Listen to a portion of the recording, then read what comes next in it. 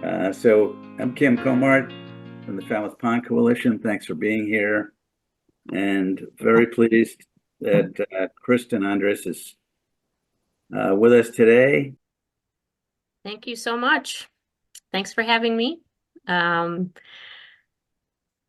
So today I'm going to talk, this evening I'm going to talk about Cape Cod friendly landscapes and what an ecological approach to looking at our landscapes.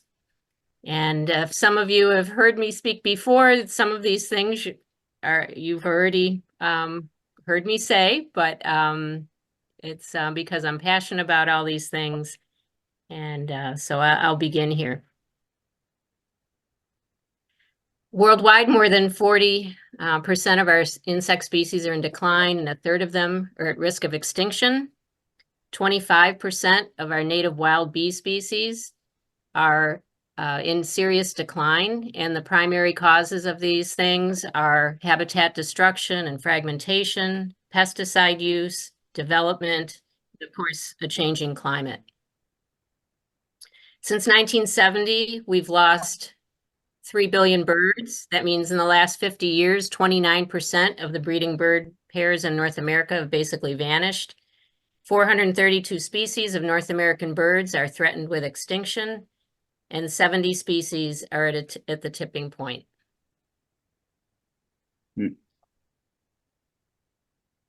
On Cape Cod, we dump nearly 6 million pounds of fertilizers and 1.3 million pounds of pesticides annually onto the land. And before we want to blame just the golf courses, over 80% of that poundage is attributed to residential use. 90% of our coastal embayments and 37% of freshwater ponds are suffering from unacceptable water quality due to excess nutrients.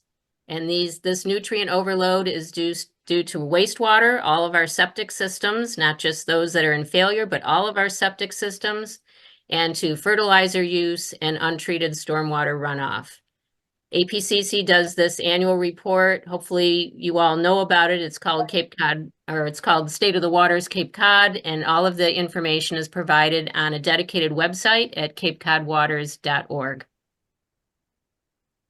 So what can we do with all that bad news? Well, one of the things that we all have control over is our landscapes. And unfortunately, part of the problems that we're encountering, particularly with water quality, related to fertilizers and then loss of habitat, is due to our landscapes, because this is in this picture here from the 1950s. This was a postcard advertising, of all things, lawns. And this is what we've been brought up to and marketed to see as beautiful. Now, who wouldn't like a big old mansion like that, right? And it's surrounded by lawn and landscape plants that are exotic species from somewhere else. New things in the horticultural trade have always been tantalizing to anybody who's interested in plants. And consequently, we've not only developed with our buildings, but we've lost our wild spaces and our native plants and our habitat due to all these non-native plants and the huge expanse of lawn. You've probably heard that there's over 40 million acres of lawn across the US, and it surpasses many of our food crops in acreage. So we do have something under our control, and it's to shift away from the suburban landscape paradigm full of non-native plants, and I'll talk about why that's so important, and also to turn away from the chemicals and the unsustainable landscape design that this represents. The change would be to move towards this ecological landscape, one that's designed and cared for with nature in mind. It's ecological in its design and in how it's maintained. And it's really about making that connection with nature and our landscapes, unlike the traditional landscape in the picture before, which is keeping nature out. One of my favorite native plant ecologists says this very thing. Everybody says they love Mother Nature, but if you look at people's yards, very few actually invite her over. I think that all of us, myself included, received, I had an aha moment when I actually made that connection that I've always been a conservationist and an environmentalist. but never made that connection with what I do on my yard can actually make a difference in supporting nature. So for all those folks who do love Mother Nature, I'm hoping to give you a few steps in my talk that will help you bring you closer to supporting her. Because an ecological landscape, an eco-landscape, acknowledges that nature's all around us. It's not just in the park down the street. It's not just in Nickerson State Park or the National Seashore. It's really all around us. So an ecological landscape can do a lot of things. It can support our local ecology, which I will talk about, and they are much more healthy landscapes for people and pets and for wildlife. Ecological landscapes help protect water quality and conserve water. Ecological landscapes preserve a sense of place. They remind us where we live, and our landscapes reflect it as opposed to looking like anywhere USA. Ecological landscapes can help us reduce our energy input and carbon footprint, and they can store more carbon. And an ecological landscape can be an act of stewardship. The cornerstone of an ecological landscape is native plants. And when I talk about native plants, I mean plants that were here before the colonists came. So plants that were documented to be here before we brought a lot of plants across the ocean from Europe. Certainly there were some agricultural plants that the indigenous people brought with them, like squash, and or brought with them over the thousands and thousands of years that were cultivated. But native plants are those plants that originated here and for many, many thousands of years. And they have a very important place in our ecoregion. In general, plants are the basis for life. They alone capture the sun's energy and make it available for other living things.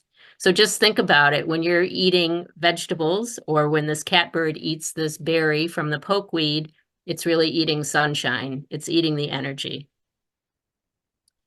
So our Cape Cod native plants that have evolved here for thousands of years after the glaciers, they're very well adapted. Many of them are salt spray tolerant. They're drought tolerant. They do well in nutrient poor soils. And so I've just chosen these three examples, and I probably will always use this beach plum example because I think it was such a fabulous specimen, and I hope it's still there. It's out in the dunes behind a house in Chatham. You can't think of a tougher place for a plant to survive than in a dune system. Constant southwest winds from the southwest with salt spray, very easily desiccated by the winds and the salt. And obviously the soils are pretty poor out there in the sandy dunes. And yet these plants thrive, and they thrive with bayberry next to them that helps to fix nitrogen. And of course they flower and fruit. And there are a lot of pollinators that enjoy the flower in the spring. And it's a great plant for every landscape to have because it's really, it's quintessential Cape Cod, beach plums. Butterfly milkweed is a great drought tolerant plant. You'll find it in old fields here on Cape Cod and elsewhere in New England. Obviously, it's a plant that the monarch butterfly requires, and spotted bee balm is a terrific perennial that's super drought tolerant, flowers in the late summer, and is a real good pollinator plant. So here's this just an example of how native plants can help provide that sense of place. This is the Chatham Conservation Foundation, Chatham's Land Trust. They ripped out their tiny little piece of turf lawn that had been there for many, many years when somebody said, that's kind of crazy. We've got this antique house. We're a land trust. We're supposed to be supporting our natural resources. Let's put in a meadow of native plants. And I don't know how anybody could not look at this and say, this is beautiful.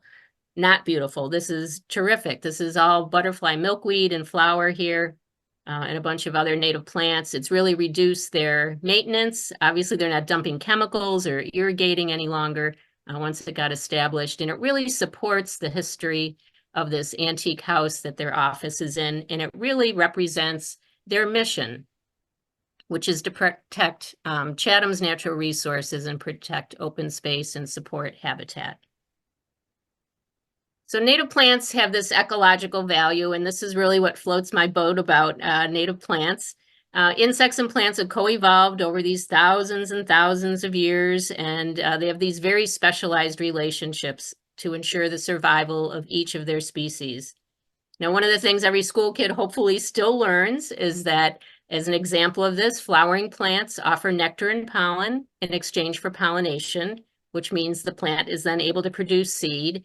And so therefore the insect survives, or the pollinator survives, as well as the plant. But it's so much more than that.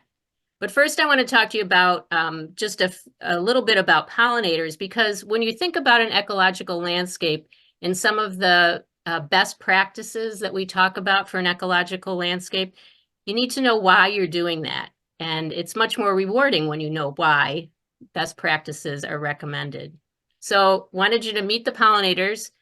We often think of honeybees, but those are native to Europe. We're not saving the honeybees, we're saving these other bees, our wild bees.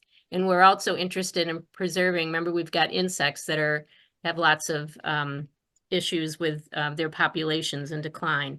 So our pollinators are bumblebees, mason bees, sweat bees, and carpenter bees, butterflies, and moths. In the last few years, scientists have really come to understand that moths are terrific pollinators. So just think about it. They've got little hairy bodies, and so pollen is easily moved by them. Obviously, they're going for nectar as well, and they do all their work at night. Most of moths are nocturnal. So very important pollinators. Flies, beetles, and wasps. So wasps are out there collecting nectar for themselves, and they're out there hunting in the garden to find food or predators, or no, they're out there being predators, trying to collect katydids or some other insect to feed their young. But the adults are vegetarian and they're looking for a meal of nectar, and so they'll move some pollen back and forth. And in fact, over 80% of the world's plants require insect pollination. So there's a really strong connection there with all of these insects and our plants. So I really want to talk now a little bit about our wild bees. We have about 400 wild bee species in New England. And unlike the European honeybee, the vast majority of our wild bees are solitary nesters. And what I mean by that is that once the female has mated with the male, she goes off and creates a place where she will lay an egg and provision it with pollen and nectar. And the male bee is just off on his own. They don't create hives, they're not territorial, with the exception of a few species creating more of a communal nest. The vast majority are single nesters. So they're really single moms going about their business. So some of the wild bees live above ground, and this is a carpenter bee. These are the real big guys and gals that you see maybe hovering around your shed because the female has chewed a hole in one of the fascia boards, like my shed. So what she does is she's got big mandibles, so she's able to chew a hole in the wood, and she'll take a left or a right and dig a tunnel. And at the end of the tunnel, she'll lay an egg and provision it with pollen and nectar, close it off, and do it again and again and again.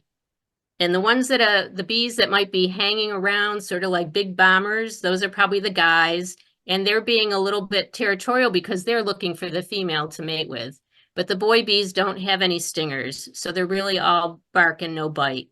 Carpenter bees and our native bees, they're not territorial.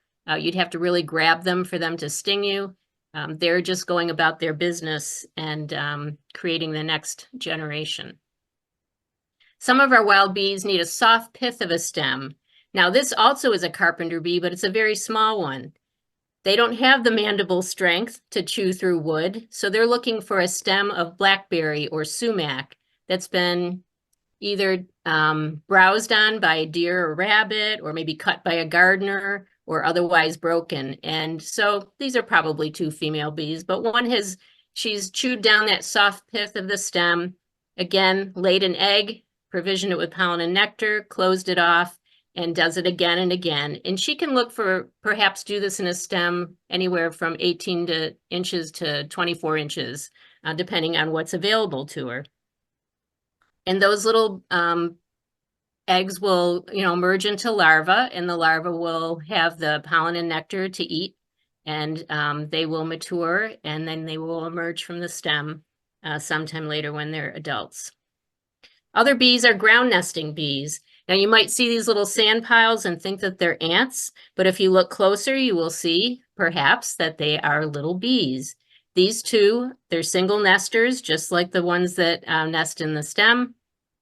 These are ground nesting bees. This is a female. While you may see multiple holes in an area, it just means it's a great place. So it's more like an apartment complex. But all the female bees have created their own tunnel where they're laying their eggs one at a time, provisioning them with pollen and nectar. So it's a bunch of single moms joining together in the perfect spot. And the male bees have just gone off and will eventually die. They don't have anything to do with raising the young or anything to do with it. So this is kind of just an illustration of a schematic of what that is. Again, I always say each kid gets its own bedroom. The pollen and the nectar, the egg gets laid, and that's when then the larva emerges from the egg. Each of the chambers gets filled with soil, and so they overwinter, and then in the spring, they're going to emerge. So just think these full-grown bees, after they've developed, emerge in the spring to see sunshine for the first time.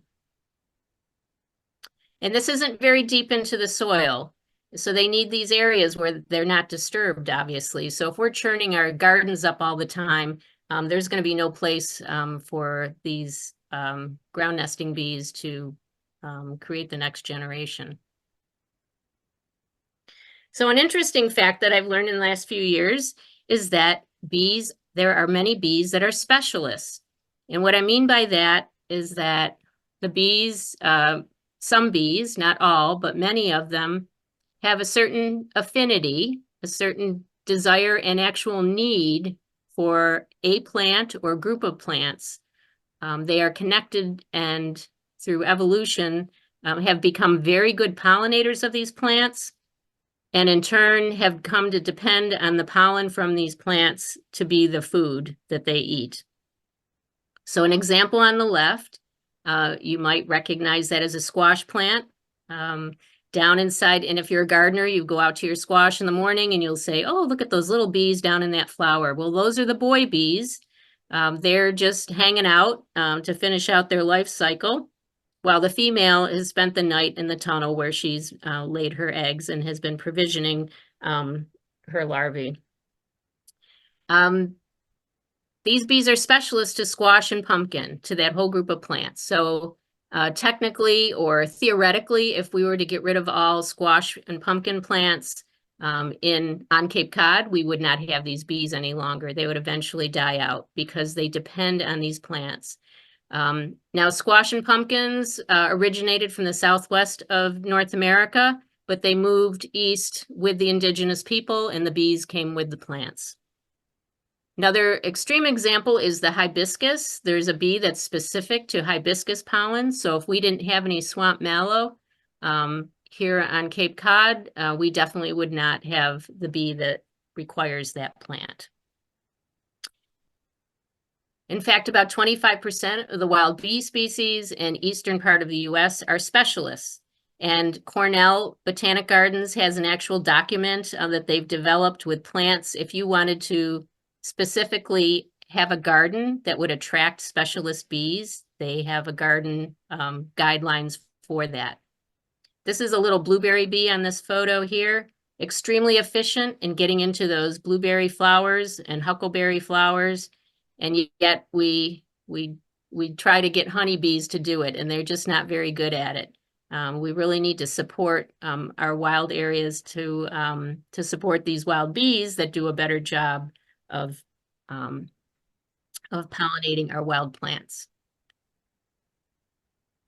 Everybody probably knows this butterfly. This is the monarch butterfly, and it's the classic story of that connection between an insect and a plant and the dependency. The monarch, while he or she can have a sup of nectar from any flowering plant, although they may have some preferences, the female is going to be looking for milkweed on which to lay her eggs because her larvae can only eat milkweed. Fortunately, there's different types of milkweed. Depending on where you are in the country, these are 4 species that are native here. There's a few others, but these are the ones that you might find and see most readily or even buy for your garden. The common milkweed is something that's something you'd find in an old field or an abandoned lot, perhaps. I have some in my driveway. It's extremely fragrant. I know there's a lot at Long Pasture and Barnstable. It's a very it's it's nothing you want to have in an English garden. It grows very tall and it has runners, and it's kind of a nuisance if you're trying to have a fussy garden. But if you've got a wild area, it's a great place to allow it to remain. It's not liked by farmers because milkweeds are toxic. They can make your goat sick or your horse sick. But if you don't have any of those, it's a wonderful plant to have. The butterfly milkweed, Asclepia tuberosa, is a terrific garden plant. It's really well behaved. It's kind of compact. It likes dry, sunny, sandy soils. Don't fuss with it. It likes a tough spot. The rose milkweed needs a little bit more garden care, a little bit more soils with organics. It does not need to have wet feet, but it likes some moisture in the soil. And the world milkweed is a field milkweed. Sometimes you do find that for sale in nurseries. And you can see they're all very different in their leaf shape and flower, but they're all milkweeds and they all support the monarch butterfly. So this is the thing that I love to do if I can find it, is to catch something like this going on in the garden. So this is a monarch caterpillar eating milkweed.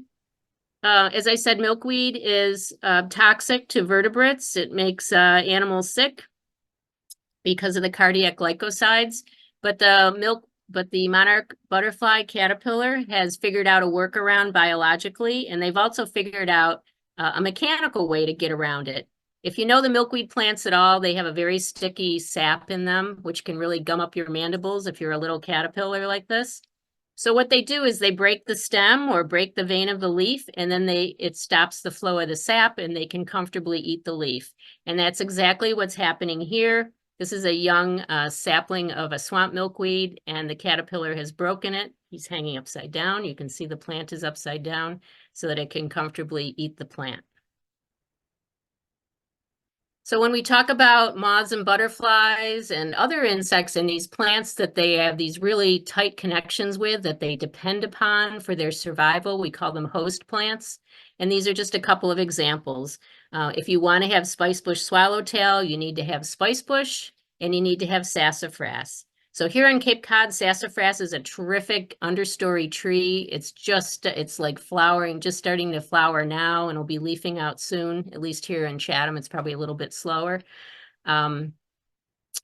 Beautiful understory tree and wonderful color in the fall. Unfortunately, it gets chopped down a lot because people see it as a weed tree. But again, if you want spicebush swallowtail, you need to preserve the sassafras around your neighborhood. Same with the eastern swallowtail, has very specific interests. It's looking for black wild cherry, which hurrah, we have a lot of wild black cherry on Cape Cod, birches and tulip trees. So there's been a lot of research. Doug Tallamy is an entomologist. Hopefully, if you don't know about Doug Tallamy, please look him up, at least listen to a video. There's a lot of videos online. He did some research on native plants and their interaction between Lepidoptera, moths and butterflies, and found that in comparison, our native plants truly support these insects because they are host plants. They have this deep connection, whereas when we bring in plants from another part of the world, they do not recognize them. So if our oak trees, in fact, are our keystone species, which means they really support our ecosystems. They are the basis for a lot of food webs, not only for moths and butterflies, but a whole host of other insects. And of course, small mammals, large mammals, turkeys, you name it. They're They enjoy our oak trees, a very important species. So his research found that over 534 species of moths and butterflies relied on oak trees for their caterpillars. And our willows are also very important. They support over 456 species of moths and butterflies. Our cherry trees, over 456 species of moths and butterflies. And the group of blueberries and huckleberries, high bush, low bush blueberry, very important as well to many moths and butterflies. And so there's a lot of native species groups. I picked these four because these are the primary ones that we have here on the Cape or ones that are commonly found, really supporting a great amount of biodiversity as well as biomass. And you might say, well, aren't caterpillars bad? Aren't we supposed to kill caterpillars? Well, no, we're not supposed to kill caterpillars because our baby birds need caterpillars. This is, I tell this story all the time, and yet you can't ever get tired of hearing about it because who doesn't like birds? Baby birds require caterpillars. And in this case, this is a group of chickadees. The parents take turns feeding the babies every 3 minutes. They're back to the nest with caterpillars. So they're flying off and trying to grab caterpillars off that oak tree or wherever they've nested. They do this every day from morning till dusk for about 14 days. And then, of course, even after the chicks fledge, they're still asking to be fed. And of course, the parents have to eat. So by the time these little chicks are ready to fledge, it's been estimated upwards of 9,000 caterpillars to feed this one nest of chickadees. Now, what's interesting about that is, they need to get back and forth to the nest, so they can't go too far. They need to find these caterpillars really nearby. So these native plants that are supporting caterpillars are really essential to the survival of the chickadees for sure. But there are a whole host of other birds that require caterpillars for their young. And caterpillars really are the sustenance of baby birds. They're soft and squishy. They're full of wonderful nutrients that help vertebrates grow. And 96% of our terrestrial birds feed their young caterpillars. I love this photo that I came across because who thinks of a kestrel, a raptor, feeding their young a caterpillar? But indeed, 96% of our birds feed their young caterpillars. More than 90% of the larvae of moths and butterflies require native plants. So it's just that deep connection between native plants, insects, and the vertebrates or the other animals, other creatures that depend on the insects. So what happens when you don't have those host plants for caterpillars, or you don't have caterpillars in your neighborhood?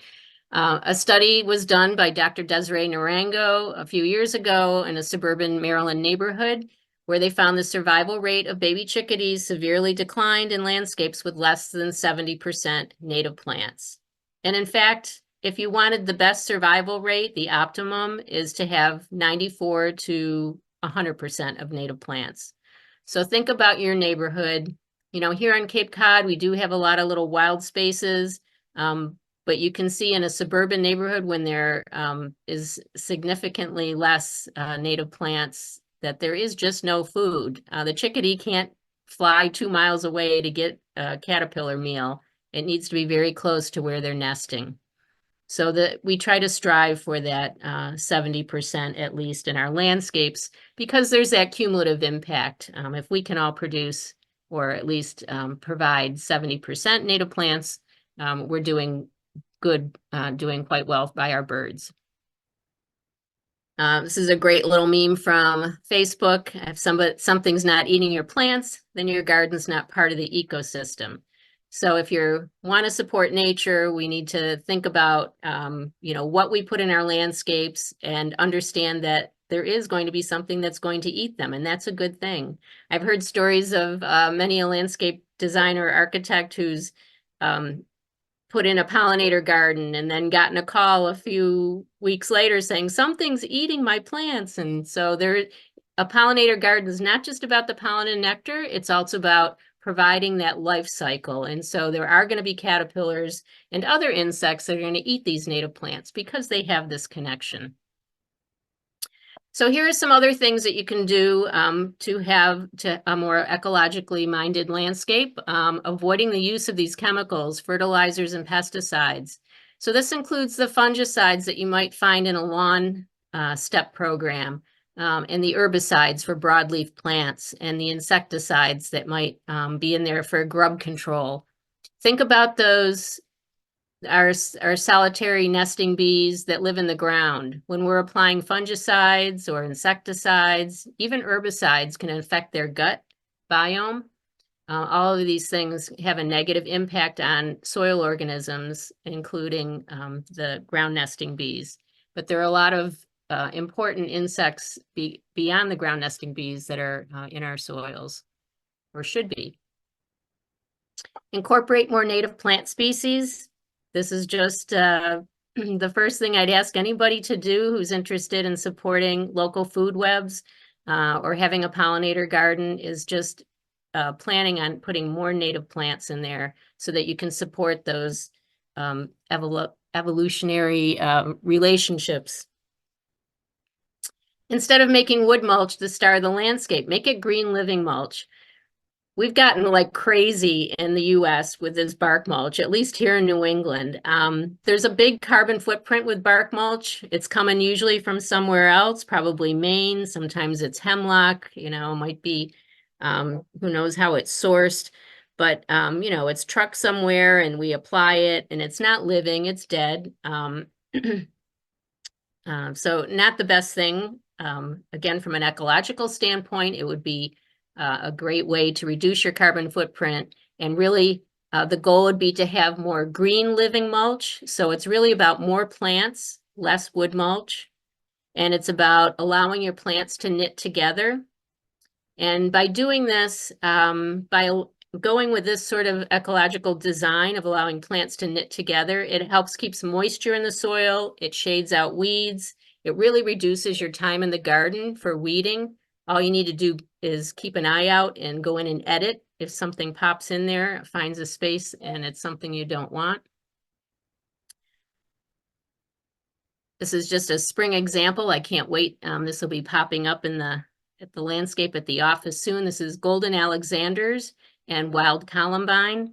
I understand the hummingbirds are here on Cape Cod already, so they are ready to look for wild columbine in any garden they can find or in the wild. This is like their plant that they follow as they migrate from the south to the north in the US. The red columbine, interestingly enough, it has, I don't know if you can make out the little, the nectar is in those little tubes, the little peaks of the plant, and it's really the hummingbird that is best adapted to reaching the nectar up there. And it also, the hummingbirds have photoreceptors that can see the red in the plant. Most insects, other creatures do not. So another great thing you can do from an ecological standpoint is really shrink the lawn to what you need. From a design standpoint, think throw rug instead of wall-to-wall carpeting. And there are lots of native plants that are green alternatives that will stay low: wild strawberry, bearberry, Pennsylvania sedge. And think Cape Cod lawn. Cape Cod lawn is really a thing. It's a relaxed way of looking at your yard. There's no irrigation, there's no amendments. Embrace the moss that shows up. You don't need to mow it. It supports a lot of creatures that you don't even see with your eye. Same with violets and sedges, really important to a lot of insects. So we need to promote Cape Cod lawns more. Leave the leaves, leave the seeds, and leave the stems. Remember, some of those stems may support some of our wild bees. There are other insects that use stems to overwinter. And if there are insects in the stems, they might be a winter meal for a bird. Leaving the seeds can also support our birds over the winter. And leaving the leaves is really important to recycle nutrients. It's nature's mulch. And there are a lot of insects, and even just to protect the roots of the plants, leaving the leaves over the winter really protects the soil organisms and the roots of the plants. You can leave the leaves where they fall. If you have lawn and you don't want the leaves there, then you can mulch mow them and just allow them to fall back into the lawn where they'll get recycled. or rake them into garden beds or pile them into areas where you're going to create new beds. But there are a lot of insects that really rely on those leaves being there. One is the mourning cloak needs a place to overwinter. It overwinters as an adult, as a winged adult. There are a lot of, think of all those caterpillars that are bird food. Part of their life cycle, once they finish eating, a lot of them will drop to the ground as a pupa and will overwinter under the leaves, like skippers, little butterflies. And so when we clean up our yards and treat them like our living rooms, we're taking away all of that life that really needs to be there if we want to support our local food webs. There are a lot of other creatures that depend on fallen leaves. Salamanders, box turtles, these other creatures you see here. The rufous-sided towhee is scratching on the ground. That's where it looks for its food. If you've got a pristine yard, you're not going to see a rufous-sided towhee. Again, leaving those seeds over the winter can be a real find for winter birds. These are goldfinches on Verbena hastata, really full of seeds there. So it's a great, I love this picture I borrowed from someone. Great example.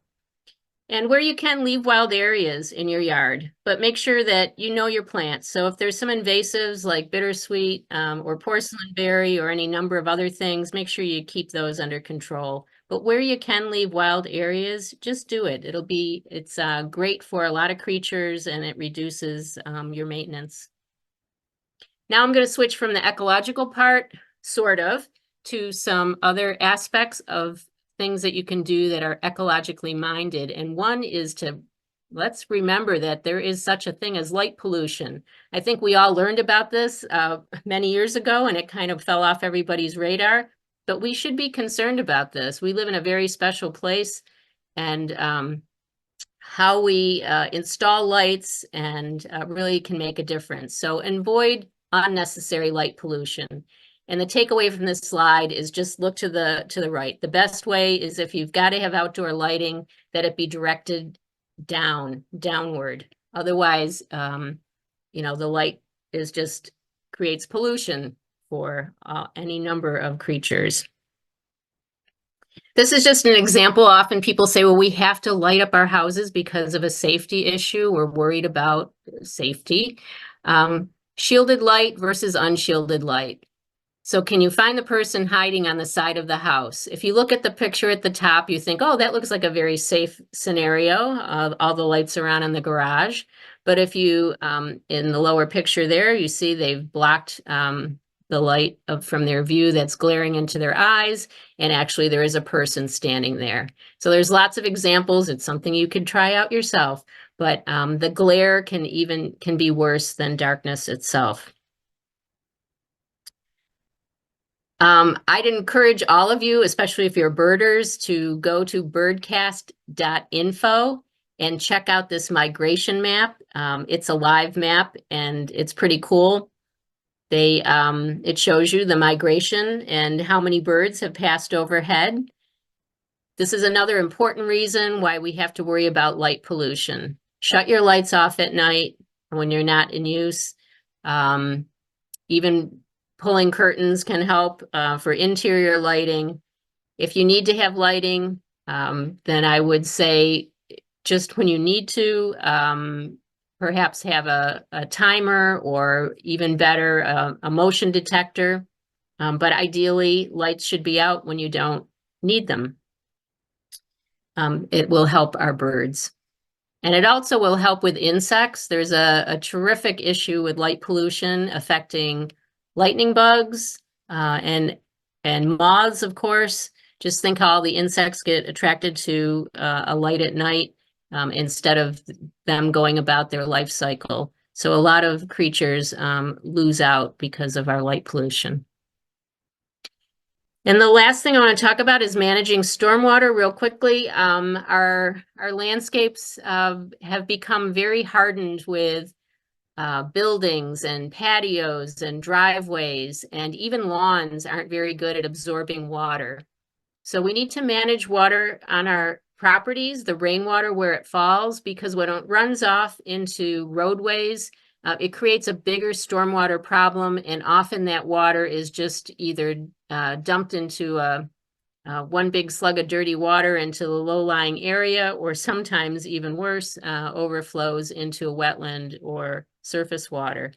So ideally, we want to manage our stormwater on our property, allow the water to soak in the ground where it falls, and to soak slowly into the ground so that the plants can take up nutrients and the soils can bind up contaminants. And a rain garden is one way to do that. A rain garden is just a shallow depression garden that captures stormwater, usually at a home site, would be from roof runoff through a gutter downspout. And you can plant it with deep-rooted native plants is a great way to have a rain garden. It can be a really impressive garden feature. Permeable surfaces are another way to manage stormwater on your property. This is our driveway at the office. We inherited the asphalt driveway on the right. And believe you me, when we have a big storm, the rainwater comes pouring down off of 6A and runs back several hundred feet into the property over that asphalt. We put in porous pave on the left-hand side here. This is a permeable surface that allows the water to soak into the ground. It's just a few inches thick, and then beneath it, there are 10 to 12 inches of compacted stone, and the water flows right through it. There are other surfaces like percrete or permeable pavers that function the same way.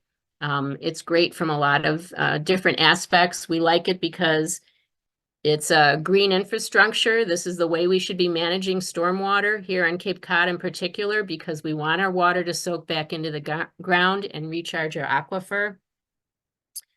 We had to put in a hard surface, so we chose this surfacing. This happens to be recycled tires that's laid down with some adhesive. We use it for our path, and it's again, it's that function that's important. It allows the water to soak into the ground where it falls. So there's no puddling and no black ice. It's pretty good. Here's the percrete, what that looks like. Cape Cod Ready Mix offers this. It's the same thing, a few inches of concrete mixed with the aggregate so it allows the water to flow through it. And it too is laid on a base, spread on a base of at least 12 inches of compacted 3/4 inch stone. No bluestone dust here. That's the old way. If we want water to soak into the ground, we have to use these new materials if we need to have a hard surface. Here are those pavers. A lot of people have used these pavers in their landscapes because they like the way they look, but often they are installed with that bluestone dust because our contractors here, the vast majority of them only know one way, and that's with the old style of bluestone dust. They should be also laid upon 3/4 inch stone or gravel, something that's in some depth so that the water actually flows between the pavers and into the ground. And there's some other similar blocks here. I always say this looks wonderful with the grass. I don't know if that would really make it here on Cape Cod, given our drought. I think that would take a lot of fussy care to actually keep it green all the time. Although I did see this down at Witchmere Beach Club.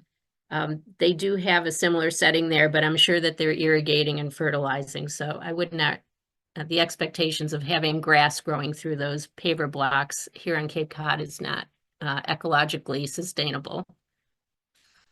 And lastly, I want to say, if you're looking for native plants or want to just get started or don't know where to start or don't know what a native plant is, we created this plant selector, which is called capecodnativeplants.org.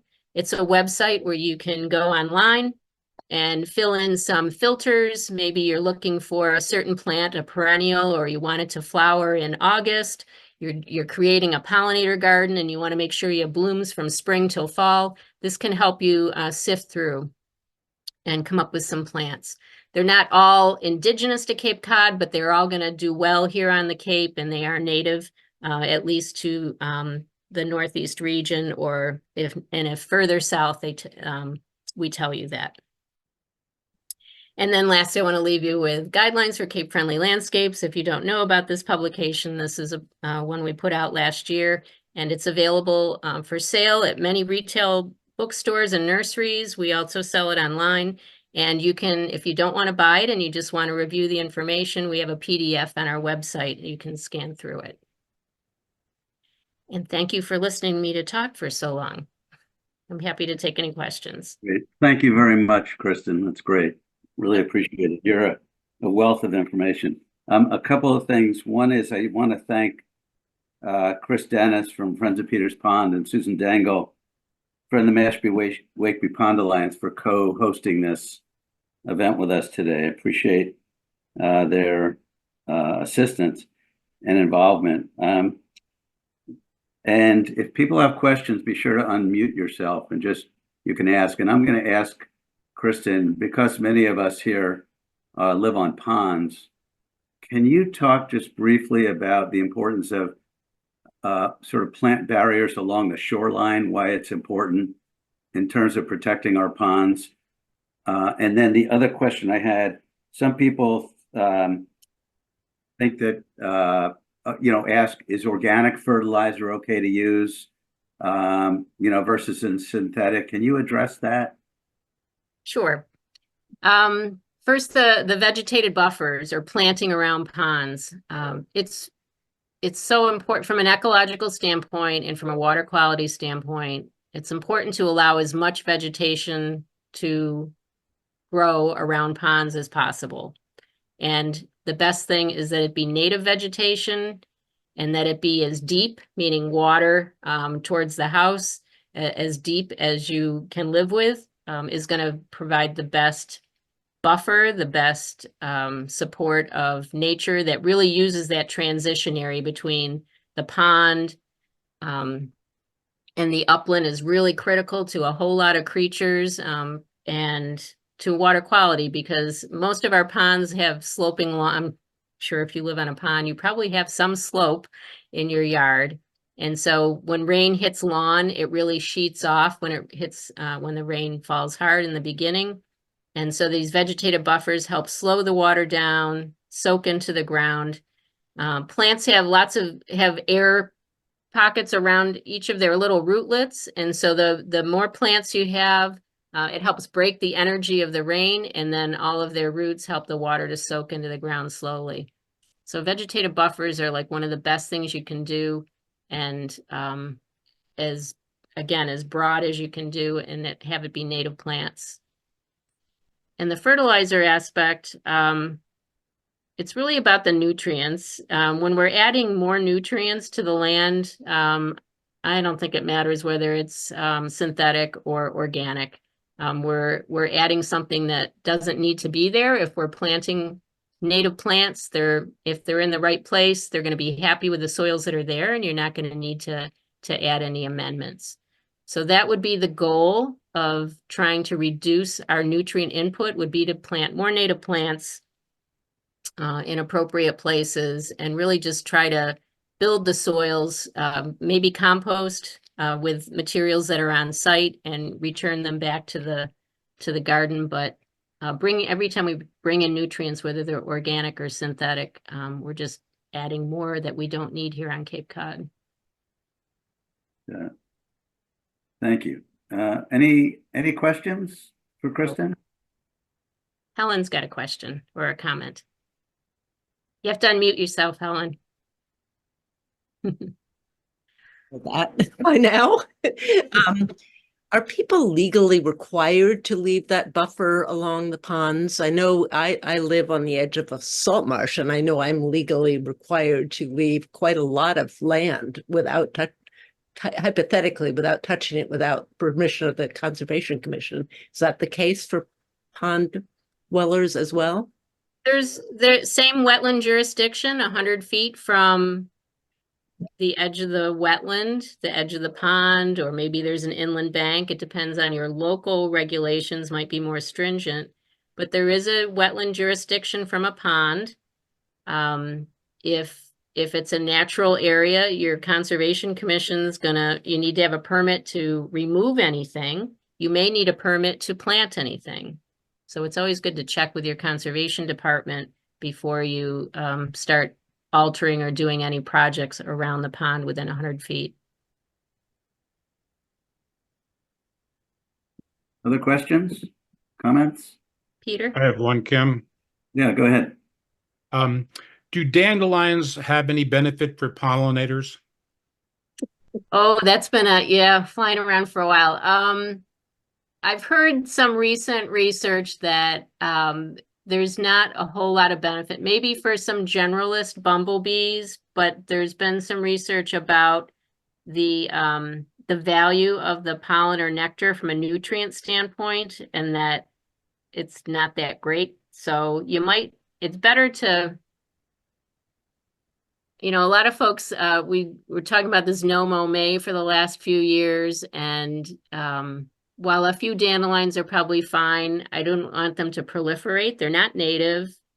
You can put them in your salad, would be one way to get rid of them. But I don't think promoting dandelions is not what we really want to do. We want to promote native plants that flower. They're going to support our pollinators. And again, that's what I've heard, is that the pollen nectar is just doesn't have the nutrient value for our bees. So the clover in May is more important?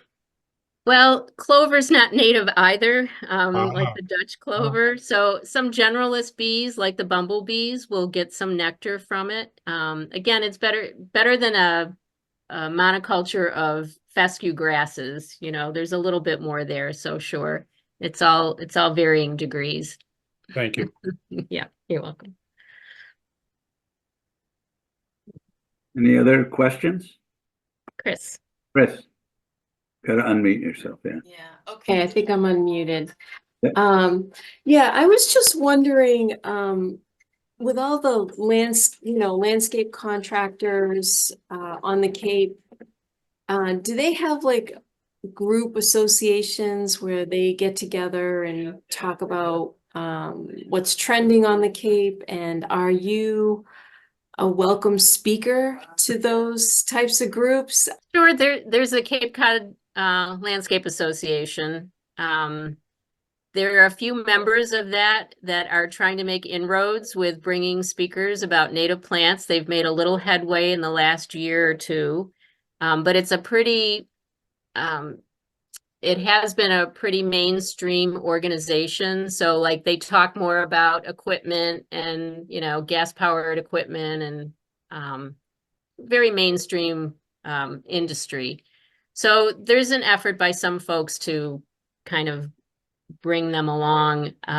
We did have a meeting at the end of February with ELA and APCC pulled together. We had about 50 people meet at Long Pasture to talk about, these were all landscape professionals who have an ecological background, and some were farmers and growers.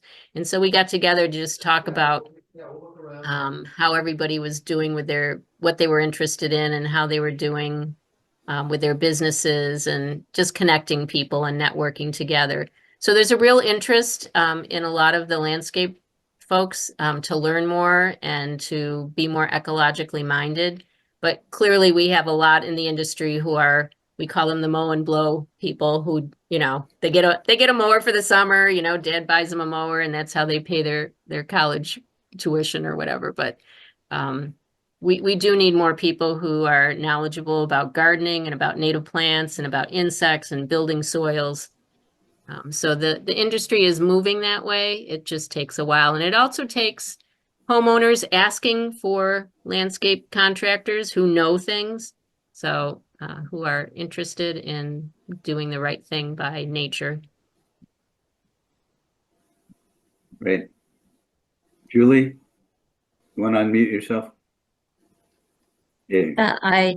I've gone to a number of nurseries to get plants, to try and find native plants, and they don't seem to have very many.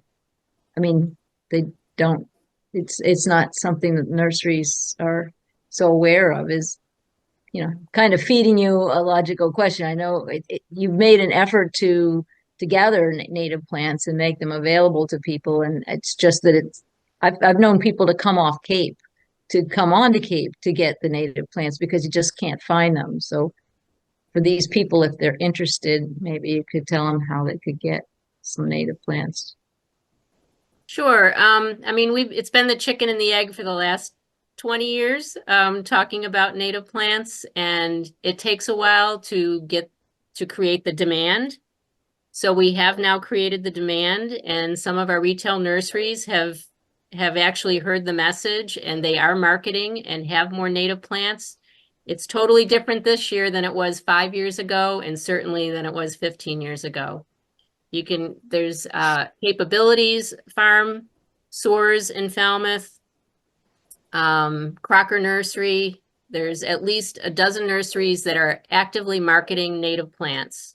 Agway has people in their stores who are knowledgeable about native plants. Now we're still getting everybody up to speed. Not all the people in the nurseries know their native plants. And certainly not all these native plants are grown without pesticides. So there's several things that still need to come together in the industry, but we've gotten the attention of the retailers to carry more natives. There are some specialty shops off Cape for sure, and like Blue Stem Nurseries in Norwood. But I think we've made a lot of headway in the last few years. Lucinda? Thanks. Thank I was just wondering, is there still a concern about the neonicotinoids being put on plants? Yeah, so neonicotinoids are systemic pesticides that are used fairly frequently in the nursery trade. Obviously, they don't want their plants eaten before they get to the retail place. And the neonics can linger in the plants for some time, depending on the plant. And they're fatal to pollinators. So insects that either eat the leaves or even drink the nectar can be negatively impacted. So if you're creating a pollinator garden, ask your nursery if they're neonic free, and be prepared for them not to know or tell you yes and they're not. So it's kind of like know your farmer, know your nursery. Find a nursery that you trust, find a grower, or maybe grow it from seed yourself. Find seed from native plants that aren't treated. Look for untreated seeds in the nursery. I mean, I was just in Agway today and I'm buying sunflower seeds, and I went for the organic sunflower seeds to grow because they treat seeds, and even when the seeds are treated with neonics, they're still, they're systemic, so they're in the plant. We want to try to avoid that. Thank you. Yep. Thanks for asking the question.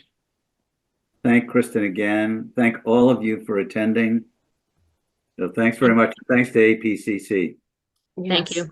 Thanks for the opportunity.